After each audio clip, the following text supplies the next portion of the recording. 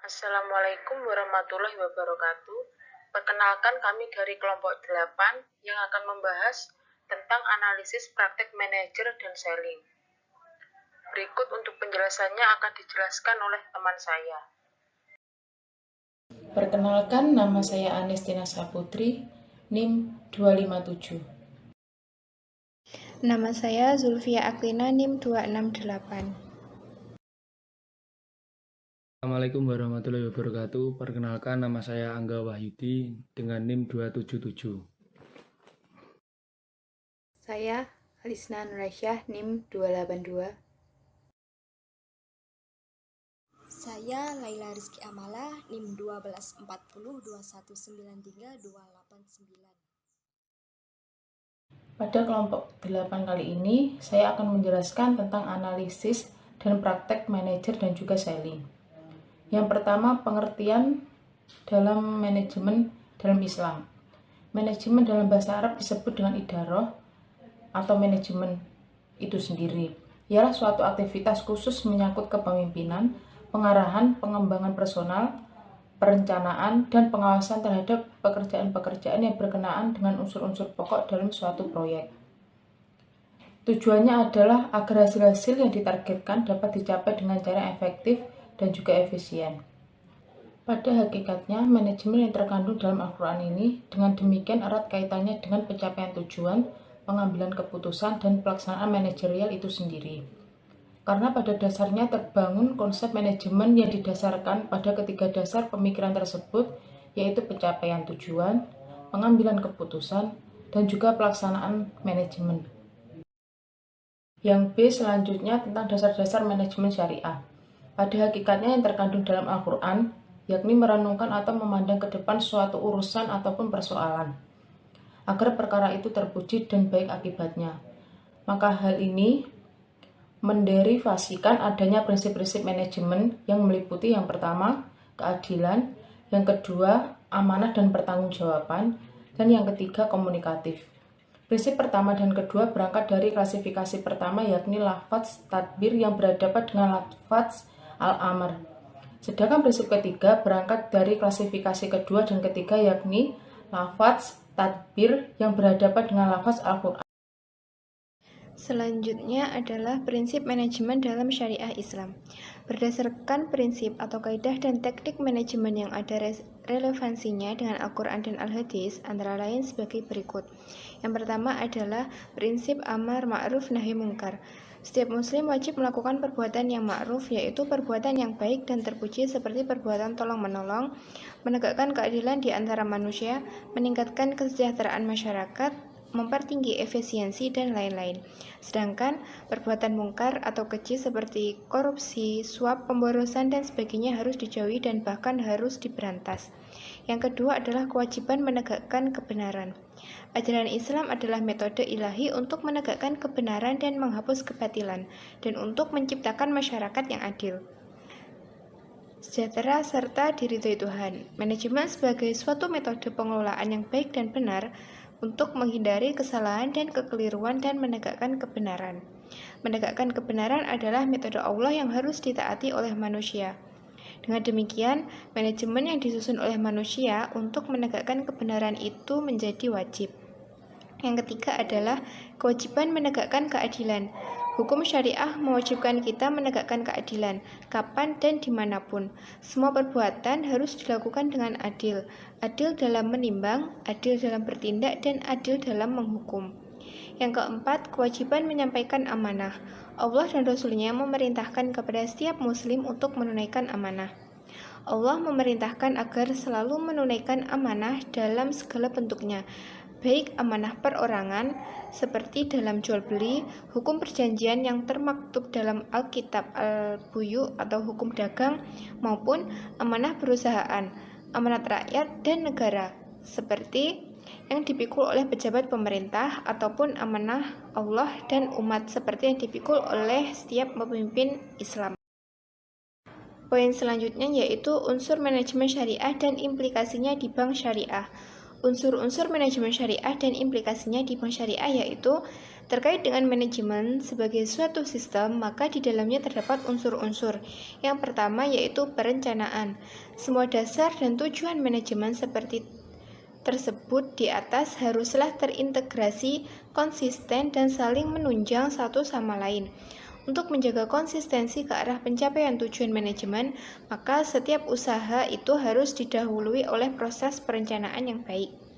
Yang kedua, perorganisasian. Perorganisasian diartikan sebagai keseluruhan proses pengelompokan orang-orang, alat-alat, tugas, tanggung jawab, dan wewenang sedemikian rupa sehingga tercipta suatu kesatuan yang dapat digerakkan dalam rangka mencapai tujuan. Yang ketiga adalah struktur organisasi.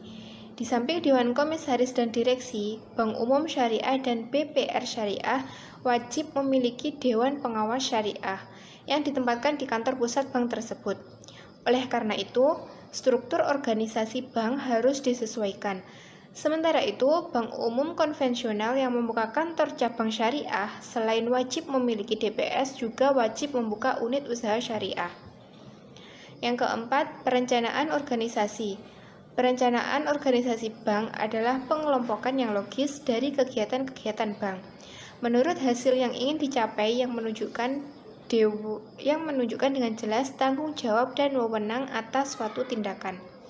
Dan yang terakhir adalah pengawasan. Kelancaran operasi bank adalah kepentingan utama bagi manajemen puncak atau top manajemen. Melalui pengawasan, para manajer dapat memastikan tercapai atau tidaknya harapan mereka. Pengawasan juga dapat membantu mereka mengambil keputusan yang lebih baik.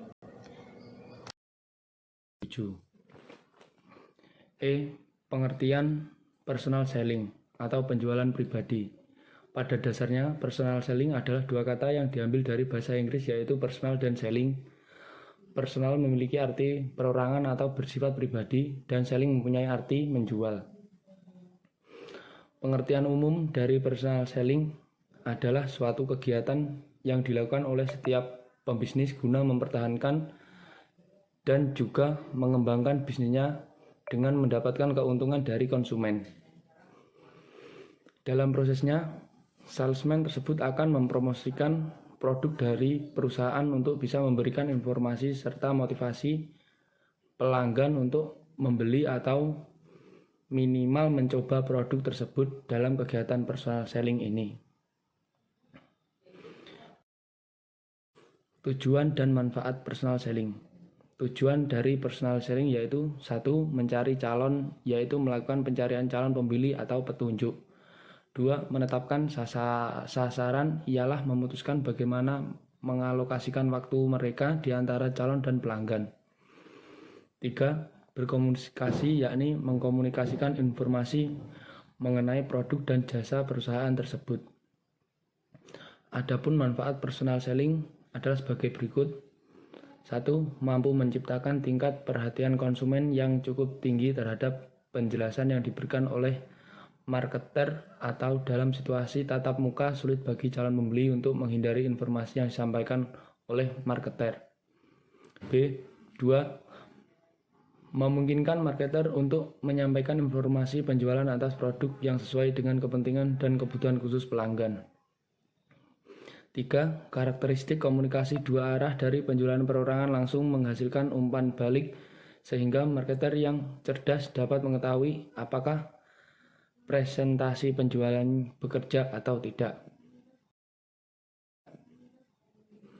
G. Strategi personal selling. Strategi personal selling merupakan hal yang penting dilakukan oleh perusahaan agar penjualan produknya bisa berjalan secara efektif dalam jangka panjang.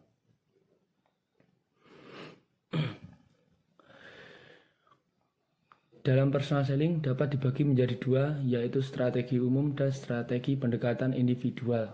1. Strategi umum. Menganalisis pasar secara akurat, memetakan potensi pasar sehingga mampu menjawab keinginan pasar, menggali sejumlah informasi terkait dengan reaksi pasar terhadap produk barang atau layanan dari pesaing. Strategi pendekatan individual Sementara itu, strategi personal selling dengan metode pendekatan individual yang dapat dilaksanakan oleh marketer untuk meningkatkan volume penjualan adalah 1. Memberikan perhatian, yaitu dengan meyakinkan konsumen bahwa perusahaan memiliki sesuatu yang bermanfaat dan mampu memenuhi kebutuhan konsumen. 2. Mendorong minat konsumen untuk memiliki produk yang ditawarkannya.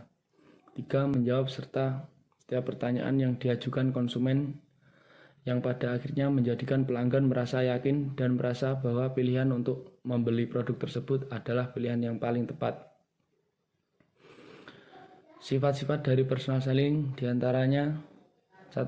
Personal confrontation adalah adanya hubungan yang hidup langsung dan interaktif antara dua orang atau lebih. 2. Cultivation yaitu sifat yang memungkinkan berkembangnya segala macam hubungan antar penjual dan pembeli. 3. Respon, yakni situasi yang seolah-olah mengharuskan pelanggan untuk mendengar, memperhatikan, dan menanggapi. Selanjutnya, syarat dan fungsi personal selling. Syarat-syarat personal selling yaitu yang pertama salesmanship, yaitu harus memiliki pengetahuan mengenai identitas barang dan memahami seni dalam menjual, seperti cara bagaimana melakukan pendekatan, mengatasi kritik pelanggan, presentasi, hingga cara meningkatkan angka penjualan.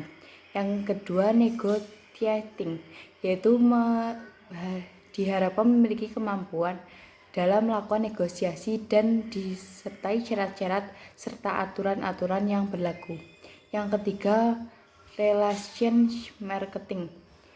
Pelaku personal selling harus tahu cara membina dan memelihara hubungan baik dengan pelanggan dalam waktu yang ditentukan. Selanjutnya ada fungsi dari personal selling, yaitu yang pertama, memberikan pemahaman dan pengetahuan kepada konsumen. Seorang salesman harus mampu memberikan pemahaman dan pengetahuan yang dapat membantu konsumen untuk mengambil keputusan pembelian. Yang kedua, memberi sumber informasi. Salesman harus dapat menjadi sumber informasi untuk perusahaan tentang prediksi penjualan, aktivitas pesaing, dan lain-lain. Yang ketiga, pelayanan. Salesman tidak memastikan bahwa konsumen memperoleh manfaat dari produk yang mereka tawarkan, tetapi juga harus memberikan pelayanan dengan baik. Yang keempat, penjualan. Dalam fungsi personal selling, salesman harus mampu. Selanjutnya, jenis dan bentuk personal selling. Jenis-jenis personal selling dibagi menjadi 5 macam, yang terdiri dari yang pertama, trade. Trade ialah penjualan yang akan terjadi saat produsen dan pedagang besar memperoleh pengecer untuk berupaya dalam memperbaiki distribusi produk mereka. Yang kedua, missionary selling. Missionary adalah proses penjualan yang berusaha ditingkatkan dengan mendorong konsumen untuk membeli barang dari para distributor perusahaan.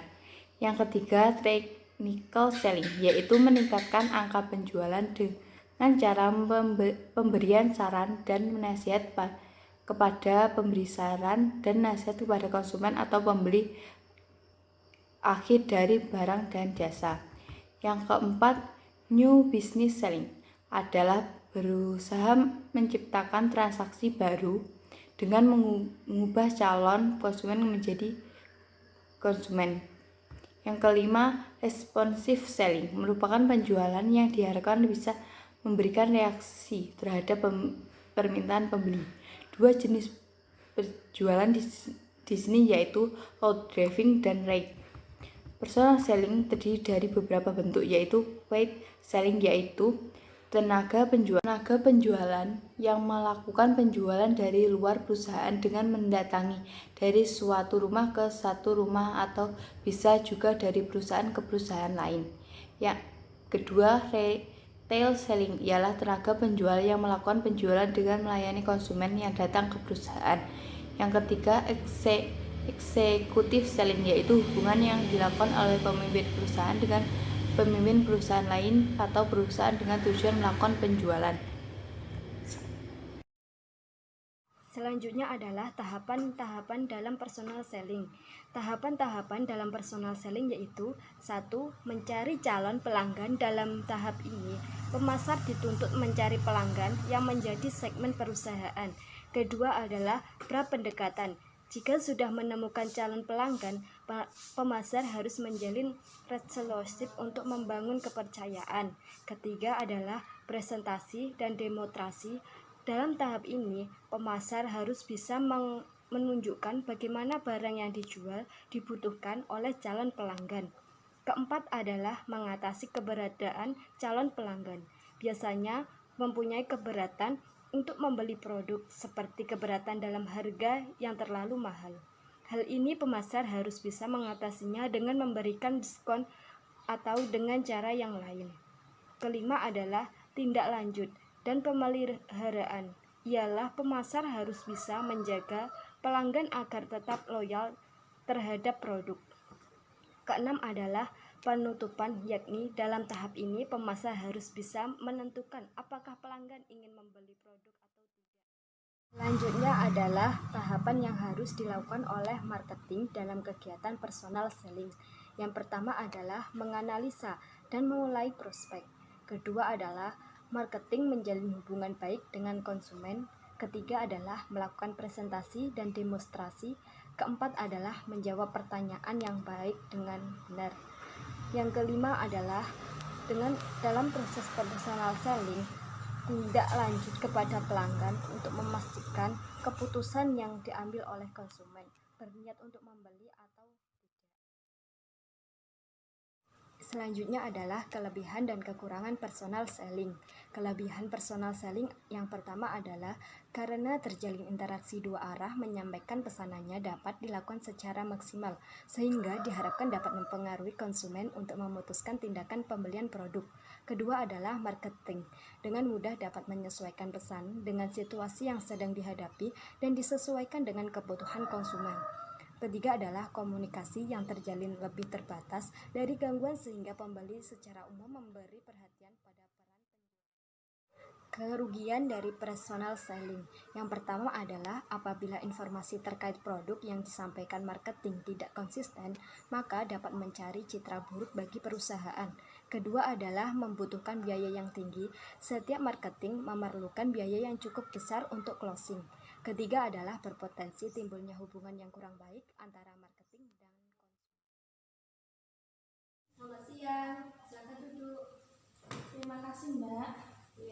Iya, saya mau menanyakan tentang produk tabungan Bank BNI. Baik Bu, kami akan menawarkan produk dari kami. Maaf sebelumnya, apakah Ibu mempunyai usaha? Iya, Kalau boleh tahu, usaha apa ya Bu? usaha konveksi, Mbak. Baik, saya akan menawarkan produk kami. Adapun produk tabungan yang dimiliki oleh BNI Syariah adalah yang pertama adalah tabungan Ibni Hasanah, yang kedua adalah tabungan Ibi Prima Hasanah, yang ketiga adalah tabungan Ibi Bisnis Hasanah, yang keempat adalah tabungan Ibi Bapenas Hasanah, kelima adalah tabungan Ibni THI Hasanah, yang keenam adalah tabungan Ibi, yang ketujuh adalah tabungan Ibi Hasanah untuk mahasiswa, yang kedelapan adalah tabungan Ibi Hasanah untuk anggota instansi. Bagaimana? Apakah Ibu berminat? Iya, saya pikir dulu ya, Mbak.